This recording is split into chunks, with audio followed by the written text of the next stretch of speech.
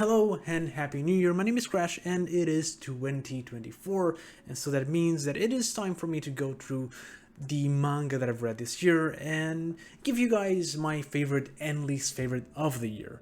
If you haven't seen these kind of videos previous years, there's only essentially one rule. I'm only talking about manga that I've completed, manga that I've read the final chapter within 2023. I'm gonna go through my 10 least favorite of the year, and then I'm gonna spend a little bit more time talking about my top 15 manga that I've completed in 2023. I kind of wanted to do something different this year and talk about every manga that I read. I've read about 47, but I've been convinced that that will be a little overkill. So I'm gonna be, probably after this video is out, maybe not the same day, but maybe the day after or 2 days after, I'm gonna be posting the other manga that I have read that isn't on the list, neither on the bottom or at the top, and just essentially rank them and talking a little bit over them on Twitter. So if you want, the link will be on the description below. So yeah, without further ado, let's talk about the bottom 10. So from least worst to worst, on number 10 we got Noise by the author of Blam, Tsutomu Nihei. Now, I've actually made a video about Nihei and the things that I don't like about his style of writing. It is one of my most popular videos and my most viewed video last year, even though it was published in 2022. So there's a chance you probably have seen that video and you know that I'm not a big fan of the manga, or the author, I mean. I think Noise, in that regard, is a little bit worse than Blame. It doesn't have all the problems that I do have with Nihei. I do think the story in itself is a little bit more bulky. It has more character to the characters. But overall, I still think it was pretty boring. Honestly, more boring than some of his more obtuse manga. I think part of it is that I still don't care about the world. I still don't really care about the characters. And so Noise being kind of like a prequel to Blam that it tries to explain it, I read it with hopes that it would change my opinions of the world itself, of Blam, but that definitely wasn't the case. So it goes in the worst end, not the worst of the worst, but at least it makes the list. On number 9, we got Osama Game Shukyoko, which is the sequel to Osama Game that I've read a couple of years ago. It is the token that game manga that always made into these bottom lists. I do think the problem with Osama Game, though, this Osama Game, is that it does a lot of the things that the first one already did. It goes through a lot of the same plot lines, a lot of the same challenges, and it just kind of feels a little bit repetitive, even though it's been so long since I've read Osama Game, the original, that there was a bulk of things that I didn't really remember from it. A lot of it, I was reading this manga, was kind of like, this feels repetitive, and that's not really what you want from, I think, a sequel. You want it to be bigger, better, and not just do the exact same things. I do think one of the worst things of this manga is the antagonist girl, where she essentially is the romantic interest for like the first 2 chapters, and then she becomes so ridiculously evil afterwards that it doesn't even make sense from the standpoint of, this is a participant of the game, this is someone that is on the class with all the other main characters, and she is a girl that has, for all intents and purposes, been a normal girl with them for years at this point, to just be now just this absolutely evil, comically evil character. It just does not really work. But honestly, yeah, that is why I didn't like Osama Game that much. On number 8, we got Cyborg Grandpa G, which is the debut manga by Obara, the artist behind Death Note and Bakuman, Ikaru no Go, Platinum End, a lot of those things. It feels very different. It is definitely not the Obata that we know. It definitely does not have the same level of art style. It is kind of bad, honestly. I mean, it's pretty decent, but for what you expect from Obata, it is pretty bad in comparison. And the story is just like generic, kind of bad, kind of unfunny gag manga. So yeah, it wasn't really that good. On number 7, we got Ichigaki's Out of Control, one of the X Shonen Jump manga of the year. We have a couple of them through this list. I don't generally like gag comedies a lot, but this one just it wasn't for me at all. I just really didn't feel it. It was funny. I really am not the big fan of the author's comedy style, even in I'm From Japan, which I thought was slightly better than Ishigaki's. Just overall, it more misses and hits. There is some gags there. There is some things that are there. I did enjoy, but for the most part, it was pretty bad. The covers are awesome, though. I will say that.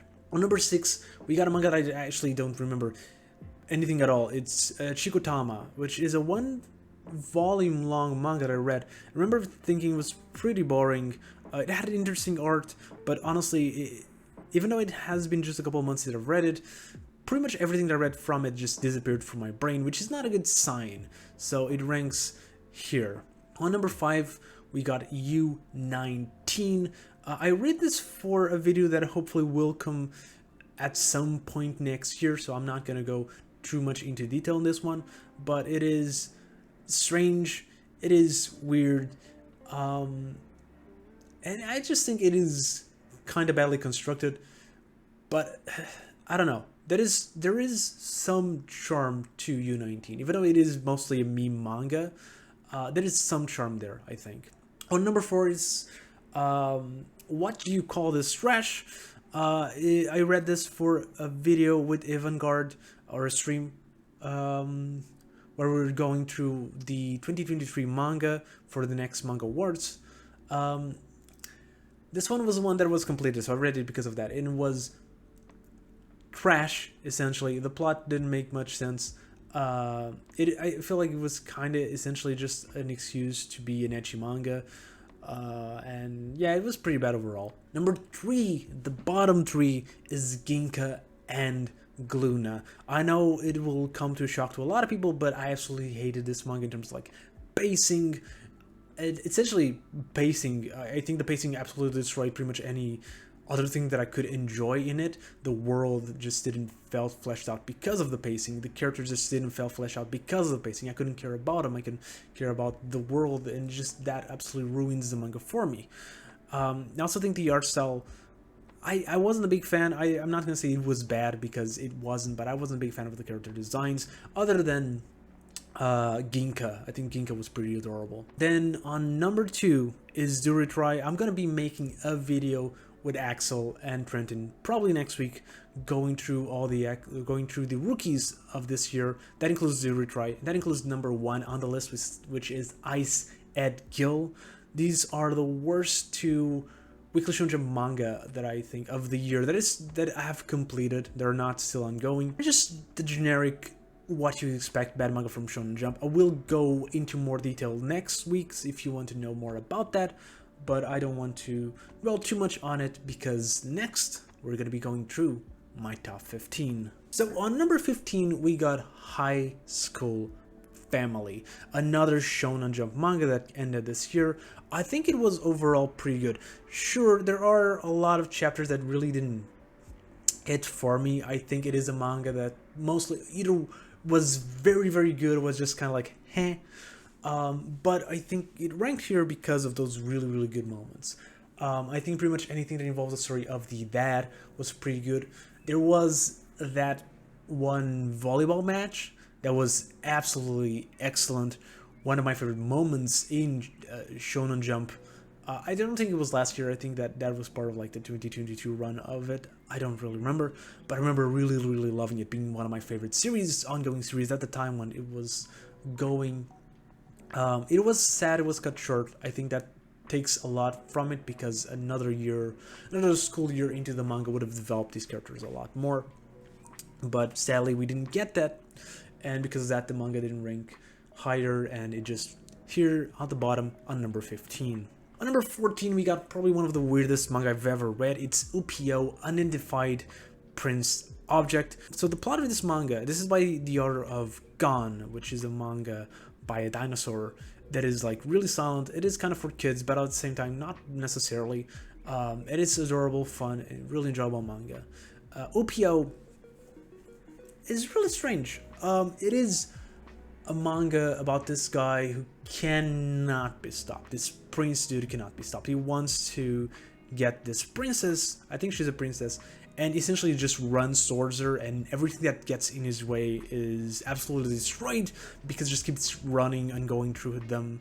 And essentially the manga is just like double spread after double spread of him just going in front and destroying everything, and then he gets with the girl, and then they kiss, and then they become kind of like a rocket that just keeps going forward, and it keeps destroying everything that is on their path. And it just like this insanity of just something unstoppable going through all of the things that should stop them but do not, and it is absolutely insane. It is unique, probably the most unique read of the year, and so because of that it gets number 14. On number 13 it is one of the hardest names to say on the list. It's Daidai wa Hantome ni Nindo ne Suru. Sorry. It's by the mangaka Uichi Abe, which is known for being this really bizarre, surreal mangaka, and Daidai wa is essentially that. It is this very surreal, almost one-shot collection of stories, even though they are connected because they are in the same city. The characters do reappear, and there is some sort of like narrative progression towards the chapters, but I would compare them to something like Uzumaki, in which each chapter is very much isolated in its story, even though they do build a narrative that concludes in the last couple of chapters. And it's quite like Uzumaki. It follows a lot of this bizarre, strange things happening, like a girl being beheaded by their best friend but still being alive, and this one character that keeps fighting aliens that are just like normal fish that just behave like normal fish, and they taste like normal fish, but she insists that they're like aliens. And just a lot more of these bizarre stories, like the girls that kind of like find a dead mermaid and they want to eat it.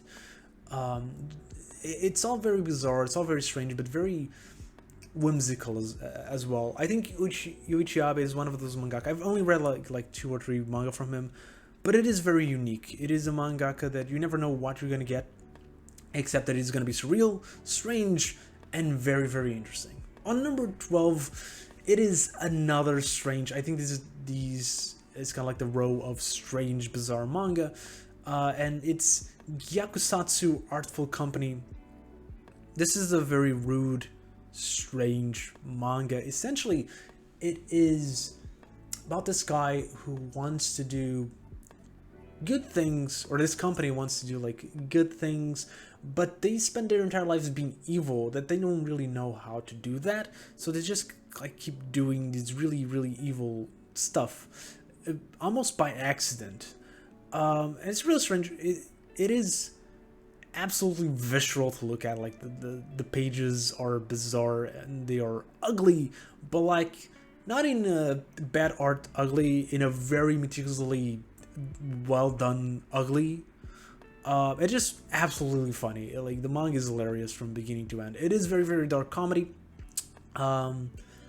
It does have a lot of swearing. It does have a couple of nudity, if I remember correctly, but it is absolutely hilarious, and because of that it ranks number 12. On number 11 we got Not All Girls Are Stupid, which is a one-shot compilation that was released in English this year, even though the original volume or the original compilation is from the 90s, like late 90s. This is by a mangaka I think is called Kyuta Minami. I should confirm. Kyuta Minami. And this mangaka reminds me a lot of another Josei mangaka from the 90s, which is Kyoko Okazaki, which did Helter Skelter, did Pink, and did River's Edge, which also got released this year. and she has a lot of like this same kind of art style, and she touches the same kind of like these dark relationships, tragic characters. And not all girls are so bad. Essentially about these relationships of these girls with men that go wrong. Honestly, a lot of it, obviously, like the girls kind of already know it's gonna go wrong because of the type of guy that they're meeting with, but they still go through it. And this is kind of a recurring theme in all of the one shots, going through why these girls are doing that, going through what they think, what they feel, and essentially going through like, yeah, they're doing this, but they are not, all stupid. And that's kind of like the main topic. It is very an interesting read. I do love these kind of like Jose manga. I think the Jose manga, like especially going through these tragic relationships, a lot of the times are a lot better executed than a lot of like seinen manga do. And because that, I do like it. I do think Kyuta Minami from this one shot, I do prefer to Kyoko Okazaki, even though Okazaki is the most popular one. And I do want to read more from her. On number 10, we got another axed manga from Jump. It's not going to be the last one. It is Lilim Kiss. This is from the, I think, early 2000s to mid 2000s. It's by one of my favorite mangaka, which is Kawashida. She has done Ichigo 100%. I think it is her most popular manga. It is one of my favorite Shonen Jump rom-coms, and one of my favorite just rom-coms in general. Lilim Kiss is the manga that she wrote before that for Jump, and it shares a lot of the elements from it. It is very fun. It reminds me a lot of why I like these older like 2000s rom-coms. They have a charm that I don't think is really matched in releases from like the 10s and even like modern releases. They don't really have the same kind of style, the same kind of charm that 2000s manga or her manga have. That sense, it was really fun to revisit a manga from that time, a manga from that style. Probably why this ranks top 10, just because it was very nostalgic for me. It was really fun to read, even though it is quite short. I think it had like 18 or 19 chapters. But yeah, it was a really fun read. So if you are into that kind of genre, especially if you like Ichigo 100% or Atsukai Limited or something like that from Kawashida, I think it is interesting to go back and read her first proper shonen manga. She has done shoujo before, but this was her first shonen manga. So yeah, it was really interesting to read. On number 9, you got Fujiyama San wa Shinsuki, also called Tall Manga by the people that I know that have read it. It is a manga about this girl who is very, very tall and a relationship with this short teenage dude. It's kind of one of those manga that started kind of ecchi, but eventually just moved past it, which I think is fitting for this manga. This is kind of like those, I would say, compared to like Kami-san. It is very much that style of manga, focusing more on the awesomeness of the relationship, on this like couple being like romantically involved and just being like cute together, this like bubblegum romance of sorts, which again reminds me a little bit of Kami-san. What I will say though is that this manga actually predates most of these modern takes on that genre. The manga is from 2015, and so I do think it is interesting to go back and check a manga that kind of does that just a little bit before the really big wave of this kind of manga. And it's not, I don't think it's one that is very, very, very popular. So if you like that kind of romance, that kind of like wholesome rom-coms, this is definitely one you should check out. On number 8, we got Blazing Ninja Man, a manga from the 80s by a mangaka, which I've read a couple of manga from, most importantly Blazing Transfer Student, which is not related to Blazing Ninja Man other than having the same mangaka. And one thing that I do like about him and his style is that it is honestly the funniest manga that I've read always. Like, it is so absolutely over the top. It is so ridiculous. It has a bunch of like I think it's called non sequitur, like kind of like dialogues that are just stupidly bizarre and ridiculous. It reminds me of Douglas Adams a bit in style, the guy who wrote The Hitchhiker's Guide to the Galaxy, which is one of my favorite books of all time. It is one of my favorite comedies of all time, and Blazing Ninja Man just kind of hits that same level of ridiculousness, of like these characters just doing stupid things, and having kind of like almost like a self-aware level to how ridiculous they are is absolutely a delight to read these kind of manga. I'm not sure if I would call them good per se, but because they're just so much my style of comedy, I just absolutely love them. And Blazing Ninja Man, even though I don't think it is necessarily as good as Blazing Transfer Student, it's shorter, it is not as funny, it is not as ridiculous. I do think it is still very much worth a read, especially if you read Blazing Transfer Student and you enjoyed it. If you haven't, go check that one out first, I would say. But if you enjoy that, go read Ninja Man. It is a delight. On number 7, we got the token Fujimoto manga. We got 17/21, which is a compilation of one-shots that he released in between the ages of 17 and 21, which essentially means that these are the first manga that he got published. It is very, very interesting to go back and read Fujimoto in these early states of his career, where he doesn't have like this proper art style yet. He doesn't have his style of writing solidified yet either. All of his manga not all of them feel like a Fujimoto manga in the same way that you read a Chainsaw Man or a Goodbye Eerie or a Fire Punch and you recognize it as being a Fujimoto. This is still very much early in those stages. I wouldn't consider them to be as good as those manga, of course, but it is still very interesting to read these early materials. I do think he still has this wacky, strange, Fujimoto-esque style of writing, which if you enjoy, you should definitely check it out. Each of these one-shots are very unique and very interesting to read. Not all of them I would consider to be, really, really good, but I especially like, I think it was the first one with the humans, like the kids dressed as chickens, that always like stayed in my mind, and the one where they had like the guy makes the bullet on school. I think those two are like the highlight of the compilation. But yeah, I think all of them are pretty good and pretty interesting if you are a Fujimoto fan, which, if you don't know by now, I am a massive, massive Fujimoto fan. I still haven't read the 22 to 24. I do have it on the background. It's there. 22 to 26. I haven't read that one, even though I bought it like a month ago, and probably will be on next year's top 10 list or top 15 list. We'll see. Number 6, we got the final Shonen Jump manga of the list. It's Tenmaku Cinema.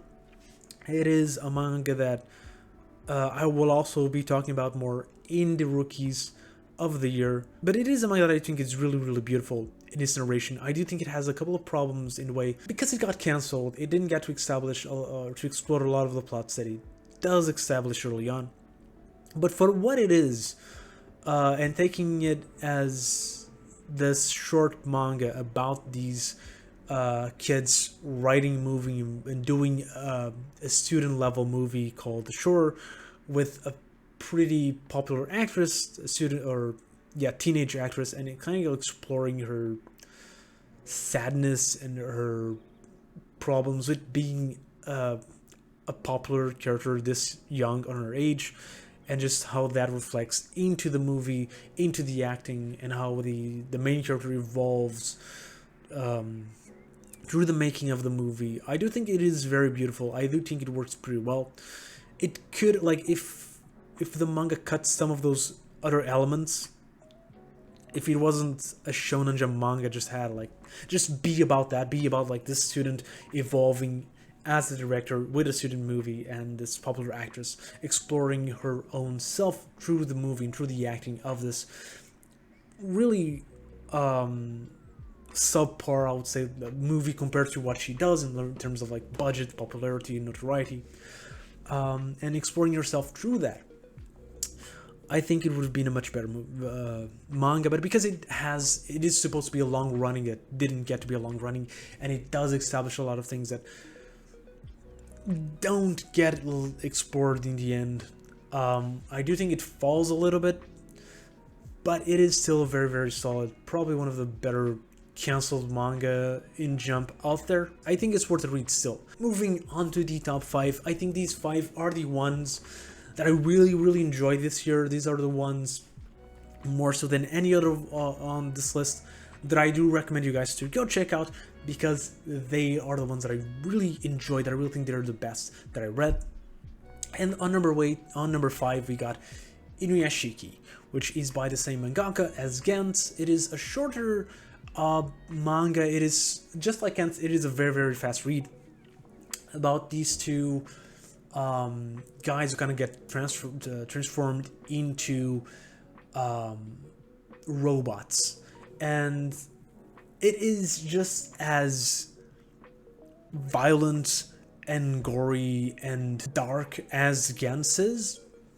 I think in some ways even more. It's interesting because it tackles like this teenage guy who is absolutely like brutal, and he doesn't like give a shit about anything, and because he has like these superpowers, he doesn't really have any notion of morals, and he just starts just like killing people just because he can. And there's this old dude who wants to stop him because, you know, he understands that this is wrong.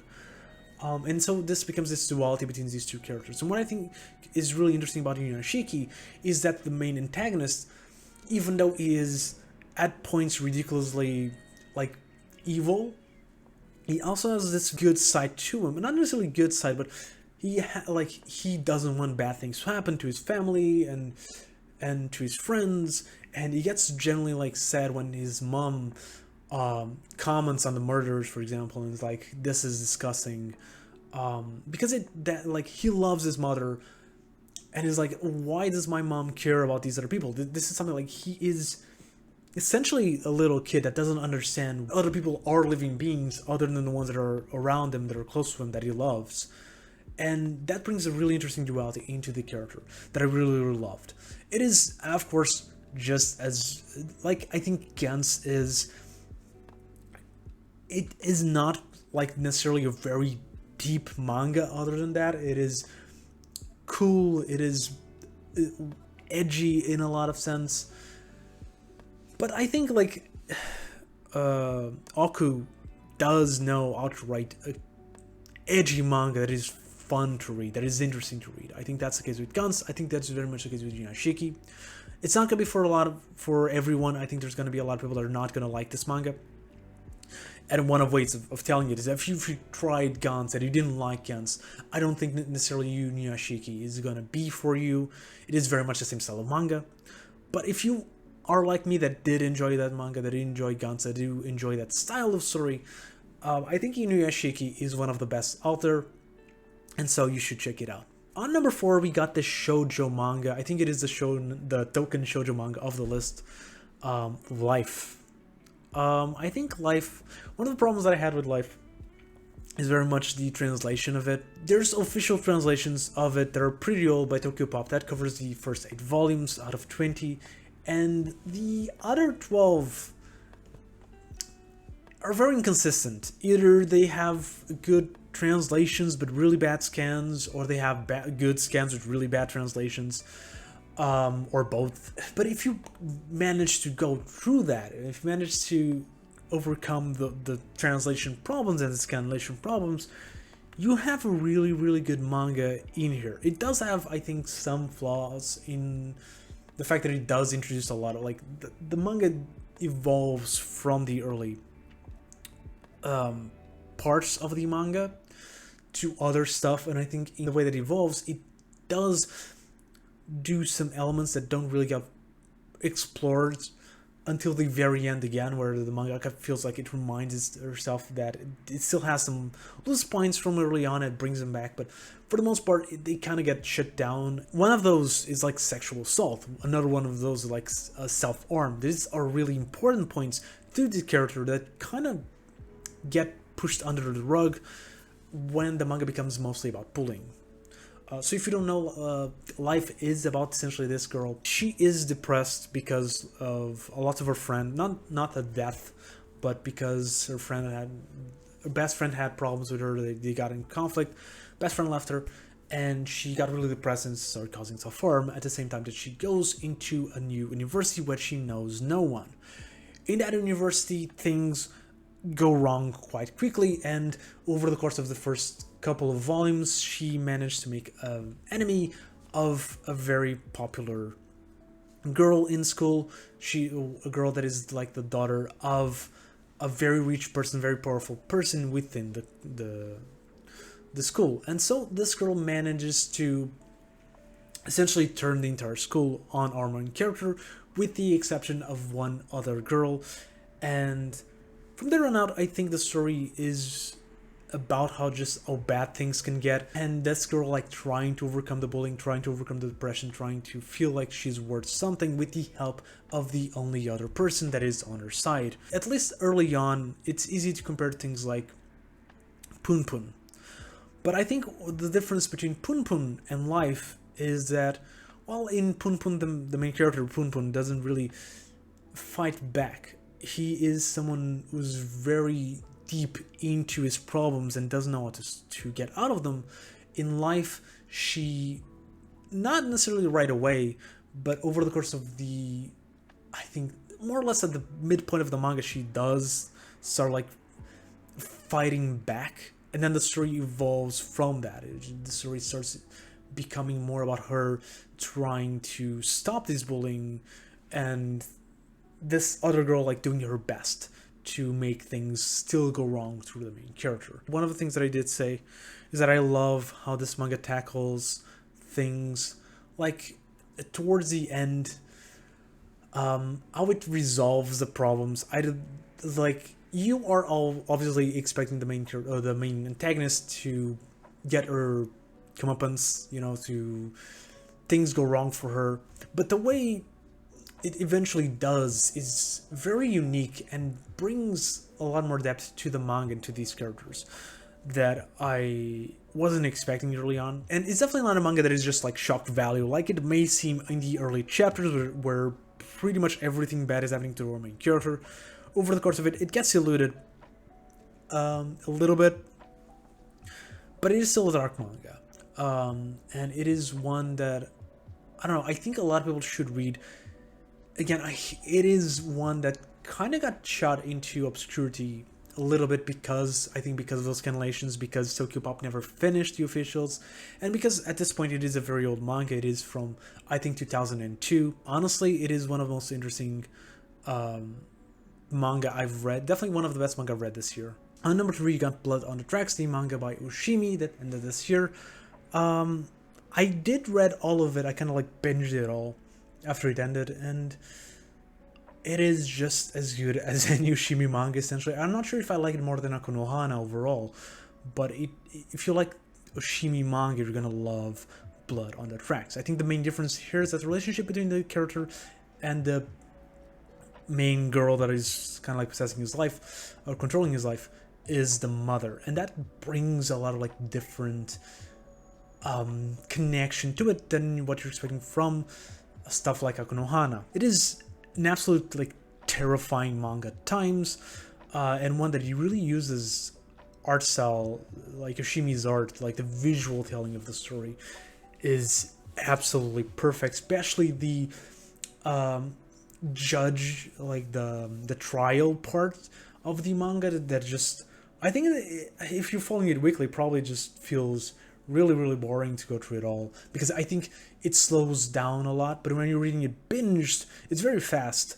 It's just absolutely visceral the way it's drawn, the emotions of the characters. You really feel like the life of this guy breaking completely apart. And just like Akunohana, Blood on Tracks is divided kind of like in two parts. I think Akunohana Happiness is kind of like do similar things with Blood on Tracks, in which we have the first part, which is kind of like the main, almost like prequel part of the story. It is the main part, but then we have like the fallout, which is the second part. I think most people didn't like it. And again, I think that is because they've been reading it weekly. And Oshimi is not a manga that you should read weekly. It's not a mangaka that you should read weekly because nothing almost happens in one single chapter. Like, it is... The manga reads... I think I read Blood on Tracks... I don't think I read in a single day. I think I read in like 2 days. But it is an absolutely 100 something chapters. You shouldn't read that as fast as I did. But you do read Oshimi because most of it is visual storytelling. And he takes a lot of pages to draw one thing, to make sure you understand it, make sure you feel it. But when you're reading like chapter by chapter, I do think it gets divided into chunks, into smaller chunks that you read weekly. It doesn't have the same impact as going through it all in, you know, in a row. I think the final parts is really good. It's not as good as the early parts because of like the mystery and like the mother character. She is absolutely terrifying. And while the second part does explore a lot of it, it's in like gives a lot of the context for a lot of the things. In giving that context, intentionally so, it destroys this picture of just how terrifying the mother is. Again, intentionally so. It's really, really well done, but I think people will love it more so for the first part, more so for almost the fear that it induces in you. I think, again, similar to Akunohana, similar to Happiness, where the first half is much more terrifying than the second half. Like, it takes time to establish just how scary, just how dark everything is, and then on the second part it's kind of like, but is it though? And Blood on Tracks is very much that. And I think in some senses it kind of is. I'm not sure if it does it as well as Akunohana, but or better than Akunohana, I should say, but it does definitely at least as well as Akunohana. And if you read it weekly and you didn't like it, I would recommend it just going back now and rereading it and binging it as a single read to see how you feel, because it's definitely one of the better manga that I read this year. On number 2, for the most part, I thought this was going to be the best manga of the year. It was Beastars. It is a manga that I ended a couple years ago. I think it was like 2021. But I finally got into it. The characters, the world, the mystery, pretty much everything is fantastic. I think the evolution of Legoshi throughout the manga is really interesting. I really love the interaction between him and Lois, between him and Haru, even though I don't think that gets explored a lot. And just overall the world is really, really well done. The relationship between the vegetarian, like the herbivores, I don't know how to say it in English. I know how to write it, I don't know how to say it. Herbivores and the carnivores. I think that's the way to say it. The relationship between them is really interesting, between the different species. Of course, it is very much an intentional allegory for racism. If it works well, it's hard to say. I don't think we can really grab that and put in real life racism and make it a one by one comparison. I think there are some elements of it that we can do that, but not in a direct. You can use it as a direct allegory. I would say it, but also what it gives in return is this very, very interesting dynamic that we can see in other stories. We do see it a little bit in Zootopia. But that is a movie, and Beastars is a full-fledged series with a lot more that I think can tackle a lot deeper topics than Zootopia did, even though I do love Zootopia. And it just absolutely, I think it's very interesting that, that entire dynamic, again, how that affects the relationship with Legoshi and Haru and Legoshi and Louis, as they go through the manga. The mystery of who killed, I don't even remember who the character was, but it does get solved. It's not really early on, because the manga really drops the plot for a while, then comes back to it. But I think the mystery is pretty well done. But I will not say that it is the most interesting part of the manga, because there are other stories here that I think, again, especially Lois' story, the way that is rising to power is one of the most interesting parts. How some of these characters, the relationship between the characters, honestly, is made this an almost 10 out of 10 to me. I think the ending, especially how it fumbles the relationship with Legoshi and Naru, in terms of development, in the end, kind of sucks. But I don't hate the ending as much as a lot of other people do. It's not perfect. It does have its flaws. But it is definitely one of the better manga that I've read this year. And overall, I think it's one of the best manga that I've read. Period. But it is not the best. On number 1, easily the best manga I've read this year. One that I'm considering to give a 10 out of 10, which is not a rank that I gave any of the others, is My Son Ikoku. My Son Ikoku is a 1980s manga by Rumiko Takahashi, who you may know from Urusei Yatsura, Ramna Half, Inuyasha, and a couple of others. I don't think My Son Ikoku, even though it is her second manga and it was, as far as I know, very, very popular when it was coming out, I don't think it is as popular as the other titles that I've mentioned, but it is... I don't know. I haven't read a lot of other manga. This is the first... I think this is the second manga that I've finished from her, with the other one being the Mermaid Saga. But it is so good. It is a rom-com that, I don't know, it just hits all the right buttons. I did make a video on it called My Favorite Manga is Ripoff, where I talk about how my favorite manga of all time, or one of my favorite manga of all time, Lavina, is very much a direct copy in a lot of parts, not the entire story, but in a lot of parts, it's kind of like a direct copy of My Son Ikoku, which was released almost 20 years earlier than Lavina, and how I dealt with it. So I definitely recommend you guys checking that video because it's one of my favorite videos of the year, even though it kind of flopped. And I do talk a little bit more about why I like My Son Ikoku in that meta sense of why, like, its relationship with me and who I am in my life and my favorite manga. But overall, I just think it's just a really, really good rom-com. I think it's a manga that, it's a rom-com that I don't see very, very often, even though it kind of is one of the earliest ones. The relationship between these two characters is really, really good.